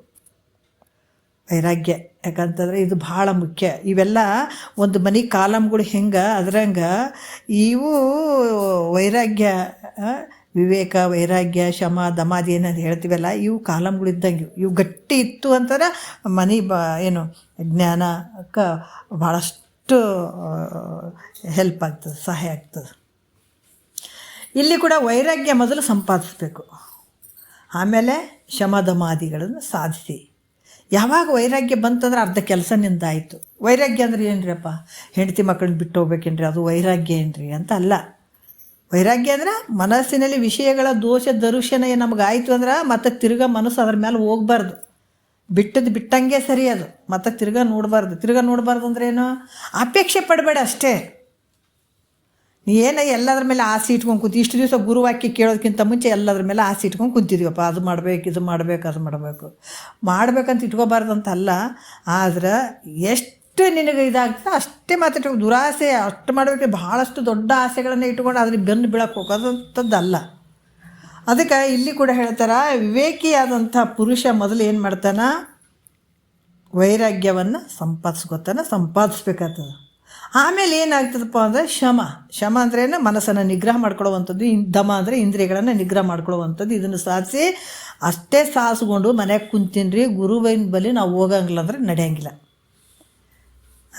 ಅವಾಗ ಏನು ಮಾಡಬೇಕು, ಶಮ ದಮಾದಿಗಳನ್ನು ಮಾಡಿಕೊಂಡು ಗುರುವಿಗೆ ಶರಣಾಗತನಾಗಬೇಕು. ನಂತರ ಗುರುಗಳ ಪಾದ ಸೇವೆಯನ್ನು, ಅದಕ್ಕೆ ಸುಮ್ಮನಾಗೋದು ವಿಧಿಯೋಳು ಒಂದದೇ ಮುಕ್ತಿ. ಸುಮ್ಮನಾಗೋದು, ನಾವೆಲ್ಲಿ ಎಷ್ಟು ತಪ್ಪು ತಿಳ್ಕೊಂಡಿವಿ ಅಂತಂದ್ರೆ, ಇದು ಮುಕ್ತಿ ನಾವು ಕುಂತಲ್ಲೇ ಆಗಬೇಕು, ಈ ಜ್ಞಾನ ನಮಗೆ ಕುಂತಲ್ಲೇ ಆಗಬೇಕು ಅಂತ ಹಿಂಗೆ ತಿಳ್ಕೊಂಡಿವಿ. ಅದರ ಸಂಸಾರ ಭಾಳಷ್ಟು ಪ್ರಯತ್ನಪಟ್ಟು ಮಾಡಬೇಕು ಅಂತ ತಿಳ್ಕೊಂಡಿವಿ. ಆ್ಯಕ್ಚುವಲ್ ನೋಡಿದ್ರೆ ನಾವು ಸದ್ಗುರುವಿನ ಸೇವಾದಿಗಳನ್ನು ಮಾಡಬೇಕಾಗ್ತದೆ. ಅದಕ್ಕೆ ಸುಮ್ಮನಾಗೋದು ವಿಧಿಯೋಳು ಒಂದದೇ ಮುಕ್ತಿ. ಸುಮ್ಮನೆ ಆಗಂಗಿಲ್ಲ. ಇದು ಅವ್ರು ಹೇಳ್ತಾರೆ, ಇದು ನಿತ್ಯ, ಇದು ಅನಿತ್ಯ ಎಂಬುದನ್ನರಿಯದೆ, ಇದು ಸತ್ಯದ, ಇದು ಮಿಥ್ಯಾದಂತ ನಾವು ತಿಳ್ಕೊಳ್ಳದೇನೆ ಹೃದಯದ ಭೋಗ್ಯಚ್ಛ ದೊರೆಯದೆ, ವದವಿ ಶಮಾಧಿ ಸಾಧನವಾರು ನೆರೆಯದೆ, ಸದುಗತಿ ಆಸೆಯಳು ಉರಿಯದೆ. ಎಷ್ಟು ಚಂದ ಹೇಳ್ತಾರೆ ನೋಡ್ರಿ. ಶಮದಮಾದಿಗಳನ್ನು ನಾವು ಸಾಧಿಸಿಕೊಳ್ಳದೇನೆ ಇಂಥ ಶ್ರೇಷ್ಠವಾದಂಥ ಮುಕ್ತಿಯನ್ನು ನಾವು ಪಡ್ಕೊಳ್ಬೇಕನ್ನುವಂಥ ನಿನಗೆ ಈ ವಿಚಾರ ಇರದೇ ಇದ್ದಾಗ ಹೆಂಗೆ ಮುಕ್ತಿ ಆಗ್ತದಪ್ಪ ನಿನಗೆ? ಇದು ಇರಬೇಕು ನಿನಗೆ. ಮತ್ತು ಇಷ್ಟೆಲ್ಲ ಆಗಿಬಿಟ್ಟದ್ರೆ ಇಷ್ಟು ತಿಳ್ಕೊಂಡಿನಿ ಆಯ್ತೇನು ಅಂತಂದ್ರಲ್ಲ. ಮತ್ತು ಗುರುವಿಗೆ ಶರಣಾಗತ್ತ ನಾವು. ಗುರುಪಾದ ಸೇವೆಯನ್ನು ಒಲವಿಂದ ಮಾಡದೆ, ನೀ ಎಷ್ಟು ಒಲವಿಂದ ಗುರುವಿನ ಪಾದ ಸೇವೆ ಮಾಡ್ತಿದಿ ಅಷ್ಟು ನಿನಗೆ ಜ್ಞಾನ ಸ್ವಾನುಭಾವದ ಸುಖ ತಾನೇ ಕೈ ಸೇರುವುದು. ನಿಮ್ಮ ಅಂತಃಕರಣ ಎಷ್ಟು ಪರಿಪಕ್ವವಾಗ್ತದ, ಎಷ್ಟು ಶುದ್ಧ ಆಗ್ತದ, ಎಷ್ಟು ಮೃದು ಆಗ್ತದ, ಅಷ್ಟು ನಿಂತು ಬಿಡ್ತಾನೆ ನೋಡ್ರಿ ಗುರುನಾಥ ನಿನಗೆ. ಅದಕ್ಕೆ ಗುರುಪಾದ ಸೇವೆಯನ್ನು ಒಲವಿಂದ ಮಾಡದೆ, ವರ ನಿಗಮವನ್ನು ನೋದಿಪಾಡದೆ, ಶರೀರ ಮುಂತಾದ ಉಪಾಧಿಗಳನ್ನು ಈಡಾಡದೆ. ಶರೀರ ಇವೆಲ್ಲ ಉಪಾಧಿಯಿಂದ ಕೂಡಿದಂಥ ಶರೀರ ಇವೆಲ್ಲವನ್ನು ತೆಗೆದು ಬಿಸಾಕೋದಂದ್ರೇನು, ಇವು ಯಾವ ನಾನಲ್ಲ ಅಂತ ನೇತಿಗಳಿಯೋದು. ಶರೀರ ಇಂದ್ರಿಯಗಳು ಇವ್ಯಾವು ನಾನಲ್ಲ, ಇದಕ್ಕೆ ಆಧಾರವಾಗಿರುವಂಥ ನಾನು ಸಾಕ್ಷಿ ಸ್ವರೂಪ ಇದ್ದೇನೆ, ಪ್ರತ್ಯೇಗಾತ್ಮ ಸ್ವರೂಪ ನಾನಿದ್ದೇನೆ. ಇದನ್ನು ದೃಢ ಮಾಡ್ಕೋಬೇಕು. ಅರಿವಿನ ಸ್ವರೂಪ ನಾನಿದ್ದೇನೆ ಅಂತ ಇದನ್ನು ದೃಢ ಮಾಡ್ಕೊಳ್ಬೇಕಾಗುತ್ತೆ. ಶರೀರ ಮುಂತಾದ ಉಪಾಧಿಗಳ ನೀಡಾಡದೆ, ಪರಮ ಜೀವನ ನೊಂದುಗೂಡದೆ. ಏನು ಅದ್ಭುತವಾಗಿ ಹೇಳ್ಯಾರ ನೋಡು. ಮತ್ತೇನು ಹೇಳಿದ್ರು ಅವರು? ಪರಮ ಜೀವರ ಒಂದುಗೂಡದೆ. ಪರಮಾತ್ಮ ಜೀವಾತ್ಮ ಬೇರೆ ಬೇರೆ ಅಂತ ತಿಳ್ಕೊಂಡಿವೆಲ್ಲ, ಇದು ಅಜ್ಞಾನ. ಇದೇ ನಮಗೆ ದುಃಖಕ್ಕೆ ತೊಗೊಂಡು ಹೋಗುವಂಥದ್ದು. ಮತ್ತೇನು ಮಾಡಬೇಕ್ರಿ? ಗುರು ಮುಖಾಂತರ ತಿಳ್ಕೊಂಡು ಪರಮ ಜೀವರ ಒಂದು, ಪರಮಾತ್ಮ ಬೇರೆ ಅಲ್ಲ, ಜೀವಾತ್ಮ ಬೇರೆ ಅಲ್ಲ, ಇಬ್ಬರೂ ಒಂದೇ. ನೀನು ಭೇದ ಬುದ್ಧಿ ಇದ್ದದಕ್ಕಾಗಿ ದುಃಖ ಆಗ್ಯದ ಅಷ್ಟೇ. ಅದಕ್ಕೆ ಈ ರೀತಿಯಾಗಿ ಸಾಧಿಸ್ಕೊಂಡು ಸದ್ಗುರುಗಳಿಗೆ ಶರಣಾಗತನಾಗಿ ಗುರುಪಾದ ಸೇವೆಯನ್ನು ಮಾಡಿ, ಮತ್ತು ಇದನ್ನು ಗುರುವಿನ ಸೇವಾದಿಗಳನ್ನು ಮಾಡಿದಾಗ ಆತ ತಾನೇ ತನ್ನೊಳಗೆ ಆತನ ಒಂದು ಕೃಪೆ ಬರಬೇಕು, ಆ ಒಲುಮೆ ಬರಬೇಕು, ಪ್ರೀತಿ ಬರಬೇಕು ಸದ್ಗುರುವಿಗೆ. ಅದು ಒತ್ತಾಯಪೂರ್ವಕವಾಗಿ ಕೃಪೆ ಆಗಲಂದ್ರೆ ಆಗಂಗಿಲ್ಲ. ಆತ ಏನು ರೊಕ್ಕಕ್ಕೆ ರೂಪಾಯಿಗೆ ಒಲಿಯೋವಂಥವನಲ್ಲ. ಸದ್ಗುರು ಒಂದು ವಿಚಾರ ಮಾಡ್ಬೇಕು ನಾವು, ನನ್ನ ಬಳಿ ಭಾಳ ಸಂಪತ್ತು ಐತ್ರಿ, ನಾ ಕಾರ್ ಕೊಟ್ಟಿನ್ರಿ, ಅದು ಕೊಟ್ಟಿನ್ರಿ, ಇದು ಕೊಟ್ಟಿನ್ರಿ, ಅದಕ್ಕೆ ಗುರುಗಳು ನನಗೆ ಒಲಿತಾರಂತ ಅನ್ಕೂಡ್ದು ಅನ್ನಂಗಿಲ್ಲ. ಅದು ಸದ್ಗುರು ಆದಂಥವ್ನು ಇನ್ನು ಮೃದುವಾದ ಮನಸ್ಸಿಗೆ, ಅಂತಃಕರಣಕ್ಕೆ ಒಲಿತನತ, ಪರಿಪಕ್ವ ಹೃದಯಕ್ಕೆ ಒಲಿತನತ ಒಲ್ದು ಆತಗೆ ಗೊತ್ತಿರ್ದೇ ಆತನ ಒಂದು ಕೃಪೆ ನಿನಗೆ ಆಗ್ಬೋಂಥದ್ದು. ಯಾಕಂದ್ರೆ ಆ ಒಲುಮೆ ಆತಗೆ ಆಯಿತು, ಖುಷಿ ಆಯಿತು. ಎಂಥ ಒಂದು ಶಿಷ್ಯ ಅದನಂತ ಒಂದು ಭಾವ. ಅದಕ್ಕೆ ನೀನು ಒಲಿದರೆ ಕೊರಡು ಕೊನರು ಒದಯ್ಯ ಅಂತ ಹೇಳಿದ್ದಾರೆ ಅವರು. ಅಥವಾ ಒಂದು ಸ್ವಲ್ಪ ಖುಷಿ, ಎಂಥ ಶಿಷ್ಯ ಅದನಪ್ಪ ನೋಡ್ರಿ. ಎಷ್ಟೊಂದು ಅದ್ಭುತವಾದಂಥ ವಿಚಾರ ಅದ, ಭಾಳ ವಿಚಾರ ಅದ. ಸದ್ಗುರು ನಿನಗೇನು ಬರಬೇಕು ಅದೆಲ್ಲ ಸದ್ಗುರುವಿನ ಮುಖಾಂತರ ನೀವೆಲ್ಲ ಆಗ್ತಾವಪ್ಪ. ಎಂತೆಂಥ ಮಹಾತ್ಮರು. ಕಾಸಗತ್ತಿ ತಾತವ್ರದ್ದು ನೋಡಬೇಕು ಅವ್ರದ್ದು. ನೋಡಿದಾಗ ಎಂಥ ಒಂದು ಭಕ್ತರ್ರಿ ಅವರು. ಸಿದ್ಧಾರೂಢರ ಅಪ್ಪರ ಹತ್ರ, ಅಪ್ಪ ಈ ಸಂಸಾರ ಸಾಕಾಗ್ಯದೋ ನನಗೆ, ನಿನ್ನ ಪಾದಕ್ಕೆ ಬಂದು ಬಿದ್ದಿದ್ದೀನಿ, ನಾನು ಕಾಪಾಡಪ್ಪ ಅಂತ ಬಂದರು ಅವರು. ಆಯ್ತು ಮಗನೇ ಅಂತಂದ್ರು ಅವರು. ಅಲ್ಲೇ ಇದ್ಕೊಂಡು ಸೇವಾದಿಗಳನ್ನು ಮಾಡಿದರು. ಪ್ರತಿಯೊಂದು ಗುರುವಿನ ಒಂದು ಸೇವೆಗಳನ್ನು ಎಷ್ಟು ಅಚ್ಚುಕಟ್ಟಾಗಿ, ಎಂಥ ವೈರಾಗ್ಯ ಇತ್ತು ಅಂದ್ರೆ ವಿಶೇಷ ವೈರಾಗ್ಯ ಇತ್ತು ಕಾಸಗತ್ತಿ ತಾತವರು. ತಾಳಿಕೋಟೆಗ ಇದ್ದಾರಲ್ಲ, ಬಹಳಷ್ಟು ವಿಶೇಷವಾದಂಥ ಒಂದು ಭಕ್ತಿ, ಆ ವೈರಾಗ್ಯ ಸದ್ಗುರುವಿನ ಮೇಲೆ ಇಟ್ಟಂಥದ್ದು. ಒಂದು ಸಲ ಆರಾಮಿರಲಿಲ್ಲ, ಗೊತ್ತಿರ್ತದೆ ನಿಮಗೆಲ್ಲ ಗೊತ್ತಿರ್ತದೆ, ಆದರೆ ಆರಾಮಿರಲಿಲ್ಲ ಒಂದು ಸಲ. ಯಾರಿಗೆ? ತಾತವರಿಗೆ, ಕಾಸಗತ್ತಿ ತಾತವರಿಗೆ ಆರಾಮಿರಲಿಲ್ಲ. ಜ್ವರ ಅದೆಲ್ಲ ಬಂದುಬಿಡ್ತು. ಬಂದಾಗ ಅಲ್ಲಿದ್ದವರು ಒಬ್ಬರು ಪಾಪ ಇವ್ರಿಗೆ ಸೇವೆ ಮಾಡ್ತಿದ್ರು. ಅವಾಗ ಅನಿಸ್ತು, ಇದು ಶರೀರ ಎಷ್ಟು ಕೆಟ್ಟದ್ದೈತಲ್ಲ, ಇದು ಇಲ್ಲಿರೋದು ಬೇಡ, ಇಲ್ಲಿ ಇನ್ನೊಬ್ರಿಗೆ ತೊಂದರೆ ಕೊಡೋದು ಬೇಡ, ಒಂದು 4 ದಿವಸ ಎಲ್ಲನೂ ಹೋಗಿದ್ರೈತೆ ಇದಕ್ಕಂತೇಳ್ಬಿಟ್ಟು ಅವರು ಆ ಜಾಗವನ್ನು, ಮಠವನ್ನು ಬಿಟ್ಟು ಬೇರೆ ಕಡೆ ಹೋಗಿ ಒಂದು ಕಾಡಿನಾಗ ಒಂದು ಗಿಡದ ಕೆಳಗೆ ಮಲಗಿದ್ರು. ಕೆಳಗೆ ಮುಳ್ಳು ಪಳ್ಳು ಎಲ್ಲ ಇದ್ದವು, ಸಣ್ಣ ಸಣ್ಣ ಗಿಡಗಳು ಸುತ್ತಿದ್ವು. ಕೆಳಗೊಂದು ಹಿಂಗೆ ಬಿಟ್ಕೊಂಡು ಗುರು ಚಿಂತನೆ ಮಾಡ್ತಾ ಮಲಗಿದ. ಮತ್ತು ಹಂಗೆ ಅಲ್ಲ, ಗುರುನೇ ಪ್ರತಿ ಒಂದು ಉಸಿರಾಗಿ ಬಿಟ್ಟಿದ್ದರು ನೋಡ್ರಿ ಅವರಿಗೆ. ಗುರು ಸ್ಮರಣೆ ಮಾಡ್ಕೊತಾನೆ ಮಲಗಿದ. ಅಲ್ಲೆಲ್ಲ ಪ್ರಾಣಿ ಪಕ್ಷಿಗಳಿಗೆ ಹೇಳ್ತಿದ್ನಂತ, ತಡ್ರಿ ನೀವೇನು ಇದು ಮಾಡಬೇಡ್ರಿ, ಸ್ವಲ್ಪ ದಿವಸದಾಗ ಈ ಶರೀರ ಬಂದು ಬೀಳ್ತದ, ಅವಾಗ ಚಂದ ತಿನ್ನಕ್ಕಂತೀರಿ ಅಂತಿದ್ರಂತ ನೋಡ್ರಿ ಕಾಸಗತ್ತಾರ. ಆವಾಗ ಇವರು ಸೇವೆಗಳನ್ನು ನೋಡಿ ಗುರುವಿನ ಮನಸ್ಸು ಭಾಳಷ್ಟು ಇದಾಗಿತ್ತು. ಈ ಕಡೆ ಸಿದ್ಧಾರೂಢ ಅಪ್ಪ ಮಠದಾಗ ನೋಡಿದ್ರು, ಎಲ್ಲಿ ಕಾಸಗತ್ತಿ ಕಾಣ್ತಾ ಇಲ್ಲಲ್ಲ ಅಂತ ಹುಡುಕಾಡಿದ್ರು, ಸಿಗಲೇ ಇಲ್ಲ, ಎಲ್ಲೂ ಸಿಗಲಿಲ್ಲ. ಎಲ್ಲಿ ಹೋದ ಆತ? ಮನಸ್ಸು ಚಡ್ಪಡಿಸಕತ್ತಿತ್ತು ಗುರುಗಳಿಗೆ, ಎಲ್ಲಿ ಹೋದ ಅಂತೇಳಿ ಮತ್ತು ಒಬ್ಬರನ್ನ ಕರ್ಕೊಂಡು ಮಠ ಬಿಟ್ಟು ಎಲ್ಲ ಕಡೆ ಹುಡ್ಕಕ್ಕೆ ಶುರು ಮಾಡಿದ್ರು. ಒಬ್ಬ ಗುರು ಶಿಷ್ಯನಿಗೆ ಎಂಥ ಭಕ್ತಿ ಇರ್ಬೋದ್ರಿ ಅದು. ಆವಾಗ ಶಿಷ್ಯನಿಗೆ ಹುಡುಕ್ತಾ ಹೋದರು. ಎಲ್ಲ ಕಡೆ ಕೇಳಿದ್ರು ಎಲ್ಲಿ ಅದಾನ ಅಂತ, ಎಲ್ಲೂ ಗೊತ್ತಾಗಲಿಲ್ಲ. ಅಡವ್ಯಾಗ ಹೋಗಿ ನೋಡ್ತಾರ, ಒಂದು ಗಿಡದ ಕೆಳಗಡೆ ಮಲಗಿದ್ದ. ಆವಾಗ ಇವ್ರು ಬರೋದು ನೋಡಿ, ಇವ್ರು ಅಲ್ಲಿಗೆ ಹೋದ್ರೆ ಅಲ್ಲಿ ಮಲಗಿದ್ದು ನೋಡಿ ಕಾಸಗತ್ತಿ ಇಲ್ಲಿ ಬಂದು ಬಿದ್ದಾನ ಅಂತ ಹೇಳಿಬಿಟ್ಟು ಇವ್ರು ಹೋಗಿ ಕೈ ಎತ್ತಿ ಹಿಂಗೆ ಹಿಡಿದ್ರು ಆತಗ. ಹಿಡಿದಾಗ ಆತಗ ಭಾಳಷ್ಟು ದುಃಖ ಆಯಿತು. ಸಿದ್ಧಾರೂಢರ ಕಣ್ಣಾಗ ನೀರು ಬಂದು ಅಂತ ನೋಡ್ರಿ. ನನ್ನ ಮಗನ ಥರಪ್ಪ ನೀನು, ನನ್ನ ಮಗ ನೀನು. ಕಣ್ಣೀರು ಬಂದು ಸಿದ್ಧಾರೂಢರಿಗೆ, ಅವರಿಗೂ ಕಣ್ಣೀರು ಬಂದು. ಯಾಕೋ ಹಿಂಗೆ ಮಾಡಿದೆ ಅಂತಂದ್ರು. ಇಲ್ಲಪ್ಪ, ಇದಕ್ಕೆ ಶರೀರಕ್ಕೆ ಹಿಂಗಾಯ್ತು, ಅದಕ್ಕೆ ಬಂದೆಪ್ಪ, ಬೇಡವ ಹಂಗೆಲ್ಲ ಬಿಟ್ಟು ಹೋಗಬೇಡವ ನೀನು ಅಂತ ಸದ್ಗುರುನಾಥ ಆತನ ತಬ್ಕೊಂಡು ಮಾಡಬೇಡ ಹಂಗಂತೇಳಿ ಬಂದು ಅಷ್ಟೇ ಪ್ರೀತಿಯಿಂದ ಆ ಶಿಷ್ಯನನ್ನು ಕರ್ಕೊಂಡು ಹೋದಂಥ ಎಂಥ ಭಕ್ತಿ ರೀ ಇದು, ಎಂಥ ಭಕ್ತಿ. ಹಾಗಾಗಿ ಇಲ್ಲಿ ಕೂಡ ಸದ್ಗುರುವಿನ ಕೃಪೆ ಸಂಪಾದಿಸ್ಬೇಕಂದ್ರೆ ಅದು ಸಾಮಾನ್ಯ ಅಲ್ಲ ಅಂತ ಸದ್ಗುರುವಿನ ಆ ಕೃಪೆಯನ್ನು ಸಂಪಾದಿಸ್ಕೊಂಡಂಥವ್ರು ಮಹಾತ್ಮರು ಬಹಳಷ್ಟು ಜನ. ಅವ್ರು ಒಂದು ಮಾತು ನಾನು ಒಂದು ನೆನಪು ಒಂದು ವಿಚಾರ ಐತೆ.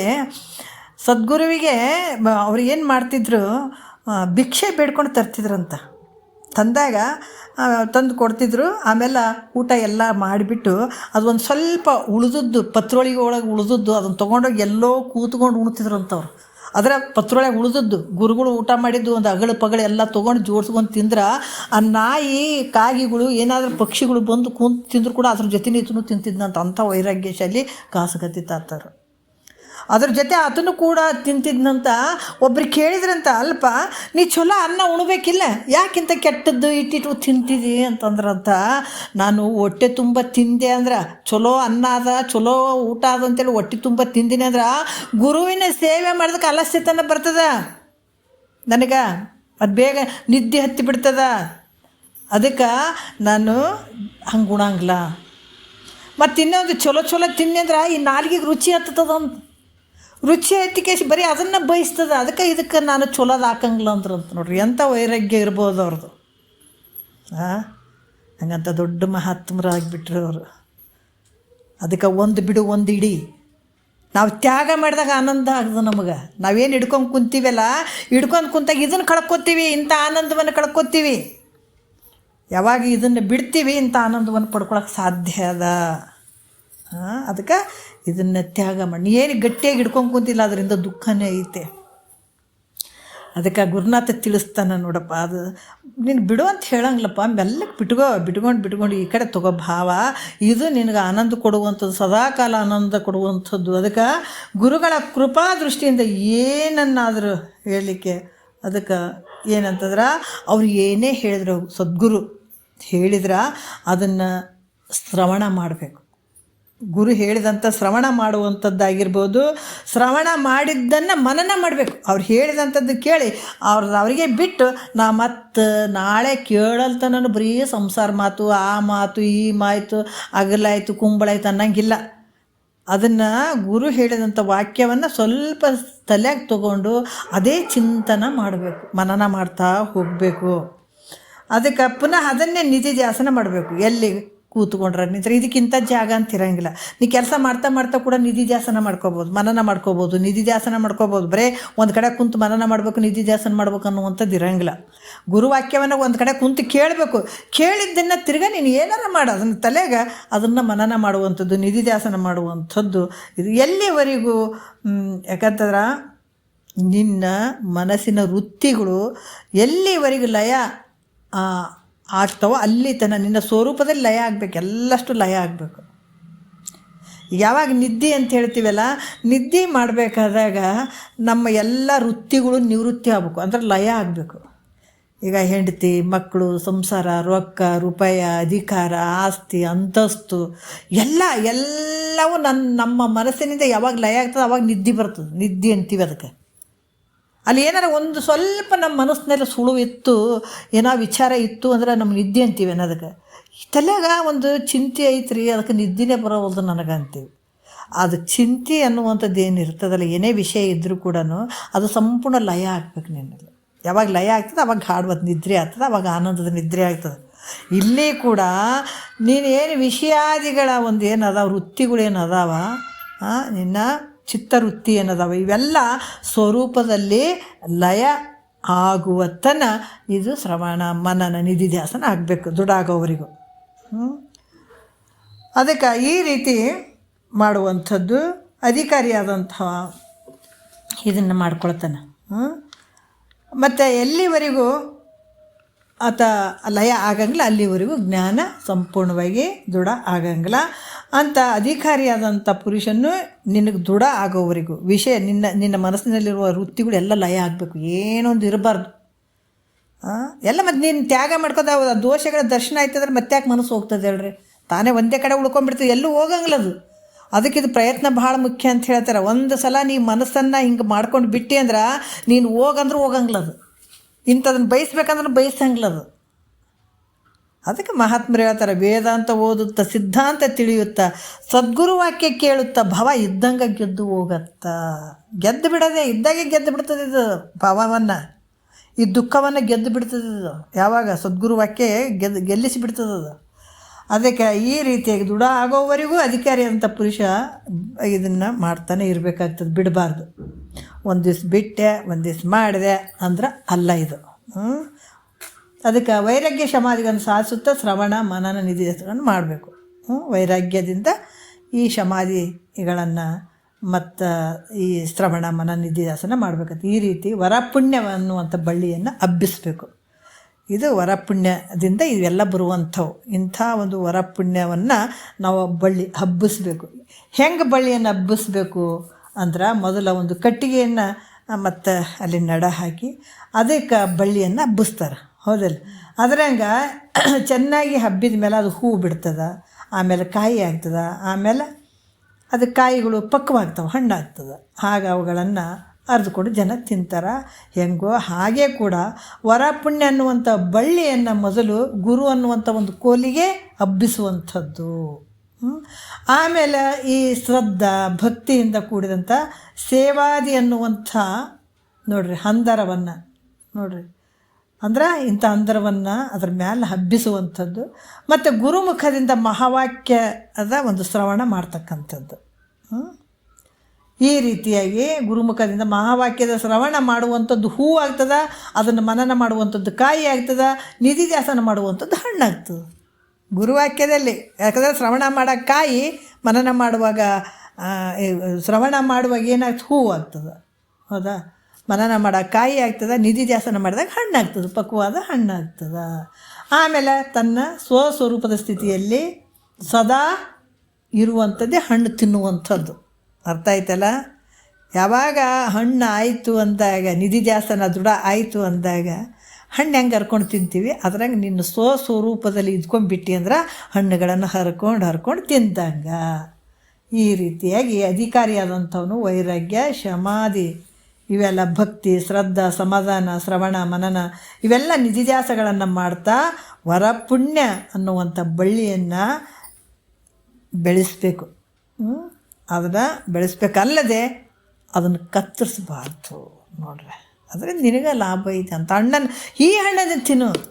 ಅದಕ್ಕೆ ನಮಗೆ ಪ್ರಾಕ್ಟಿಕಲಾಗಿ ಗಿಡಗಳು ಅವೆಲ್ಲ ಹೆಂಗೆ ತೋರಿಸ್ತಾವೆ ಅಂದರೆ ಹೀಗೆ ಒಂದು ಕಾಯಿ, ಒಂದು ಹೂವು ಆಗ್ತದೆ, ಕಾಯಿ ಆಗ್ತದೆ, ಹಣ್ಣು ಪರಿಪಕ್ವಾದಂಥ ಹಣ್ಣು ಆಗ್ತದೆ, ಪಕ್ವಾದಂಥ ಹಣ್ಣು ಆಗ್ತದೆ, ಸಿಹಿಯಾದಂಥ ಹಣ್ಣು ಆಗ್ತದೆ. ಈಗ ನಿಂದು ಹಂಗನೇ ಐತೆ ಅದು. ಅದು ಯಾವಾಗ ಗುರು ಮುಖಾಂತರ ಒಂದು ಶ್ರವಣ ಮಾಡುವಂಥ ಹೂವು ಆಗ್ತದೆ, ಮನನ ಮಾಡುವಂಥ ಕಾಯಿ ಆಗ್ತದೆ, ನಿಧಿಧ್ಯಾಸ ಹಣ್ಣು ಆಗ್ತದೆ. ಬರೀ ಕುಂತು ತಿನ್ನೋದು ಅಷ್ಟೇ, ಮುಗೀತು ನಿನ್ನ ಕೆಲಸ. ಇಲ್ಲಿಗೆ ನೀನೇನು ಶರೀರ ತೊಟ್ಕೊಂಡು ಬಂದಿದ್ದೆಲ್ಲ ನಿನ್ನ ಕೆಲಸ ಅಲ್ಲಿಗೆ ಆನಂದನೇ ಮುಗೀತದು. ಎಲ್ಲಿ ಮುಟ್ಟಬೇಕಾಗೈತೆ ಅಲ್ಲಿಗೆ ಮುಟ್ಟಿದಂಗೆ. ಅದಕ್ಕೆ ಇದೇ ಜನ್ಮನೇ ಭಾಳಷ್ಟು ಶ್ರೇಷ್ಠವಾಗಿರುವಂಥದ್ದು ಅಂತ ಹೇಳಿ, ಮತ್ತು ಮುಂದಿನ ವಿಚಾರ 4ನೇ ನುಡಿ ಭಾಳಷ್ಟು ಅದ್ಭುತವಾಗಿ ಹೇಳ್ತಾರೆ. ಗುರುಗಳು ಹೆಂಗೆ ಹೇಳ್ತಾರೆ ಹಂಗೆ ನಾವೆಲ್ಲ ಕೇಳ್ಕೊಂಡು ಹೋಗೋಣ. ಇಂಥದ್ದು ಕೇಳ್ತೀವಿ, ಕಿವಿಗೆ ಬೀಳ್ತಂದ್ರೆ ನಾವೆಲ್ಲರೂ ಧನ್ಯರಿ. ಇವು ಸಾಮಾನ್ಯವಾಗಿ ಗುರುಗಳು ಎಂತೆಂಥ ಗುರುಗಳು ಇದನ್ನು ಹುಡುಕಿ ಬೆನ್ನತ್ತಿ ಹುಡುಕಿ ಕಷ್ಟಪಟ್ಟು ಇದನ್ನು ಪಡ್ಕೊಂಡಿದ್ದಾರೆ. ನಮ್ಮ ಕುಂತಲ್ಲೇ ಈ ವಿಚಾರಗಳು ಕಿವಿಗೆ ಬೀಳಕತ್ತೇವಂದ್ರೆ ಆ ಮಹಾತ್ಮರಿಗಿಂತ ನಾವು ಧನ್ಯರು ಅನ್ಬೇಕು. ಮತ್ತು ಅದ್ರ ಜೊತೆಗೆ ಒಂದು ಗೂಢಾರ್ಥ ಇರ್ತದೆ, ಅಷ್ಟೇ ಸೀರಿಯಸ್ ಆಗಿ ಶ್ರದ್ಧೆಯಿಂದ ತೊಗೊಳ್ಬೇಕು ನಾವು. ಅದಕ್ಕೆ ಭಾಳ ಈಜಿಯಾಗಿ ಸಿಕ್ಕದಂತಂದರೆ ಈಜಿಯಾಗಿ ಮನಸ್ಸನ್ನು ಬಿಡುವಂಥದ್ದಲ್ಲ. ಈಜಿ ಸಿಕ್ಕದ ಇದೇನು ಬಿಡುವಂಥದ್ದಾದ್ರೆ ಮತ್ತು ನಷ್ಟ ಮಾಡ್ಕೋತೀವಿ. ಯಾಕಂದ್ರೆ ನಮ್ಮ ಪುಣ್ಯಕ್ಕನುಸಾರವಾಗಿ ಈಜಿಯಾಗಿ ಈಗ ಶಬ್ದಗಳು ಸಿಗ್ತಾ ಇದ್ದಾವೆ. ಅಷ್ಟೇ ಶ್ರದ್ಧೆಯಿಂದ ವಿಶ್ವಾಸದಿಂದ ನಂಬಿಕೆಯಿಂದ ತಗೊಂಡಾಗ ಖಂಡಿತ ಈ ಜನ್ಮದಲ್ಲಿ ನಾವು ಧನ್ಯರಾಗ್ತೀವಿ. ಮಹಾತ್ಮರು ಹೇಳಿದಂಗೆ ನೋಡೋಣ ಮುಂದಿನ ವಿಚಾರ ನಾಳೆ ಮಾತಾಡೋಣ. ಒಂದೆರಡು ಮತ್ತು ಗುರುಗಳ ಪಾದಕ್ಕೆ ಅರ್ಪಿಸಿ ಹರ ಓಂ.